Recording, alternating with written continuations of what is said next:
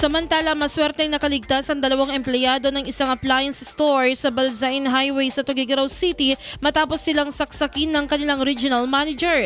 Batay sa po ng investigasyon ng pulisya, kinilalang suspect na si alias Ben, 40 anyos, na residente ng Sentro 1 habang ang mga biktima ay isang 33 anyos sa kolektor at isang 32 anyos na cashier. Lumalabas na nagtungo umano ang manager sa tindahan upang gumamit ng banyo bago naganap ang insidente. Ayon sa ulat, matapos lumabas ng comfort room ay tinawag umano ng suspect ang kolektor at itinuro ang isang bahagi ng likurang area ng establishmento. Habang nakatingin ng biktima sa direksyong itinuro, bigla umano nga itong sinaksak sa balikat. Agad na mga nakatakbo at nakalayo ang kolektor mula sa suspect. Samantala, lumapit naman umano ang cashier matapos makita ang kasamahan na tumatakbo. Ngunit natigilan ito nang mapansin ng dugo sa sahig. Sa takot, napaupo umano siya at nakiusap sa suspect, ngunit kinagat pa umano siya nito sa tuhod bago sinaksak sa likod. Nakaligtas lamang ang cashier matapos niyang masipa ang suspect dahilan upang matumba ito.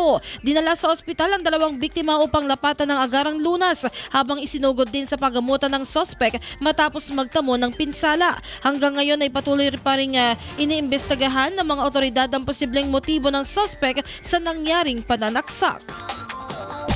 IFM News.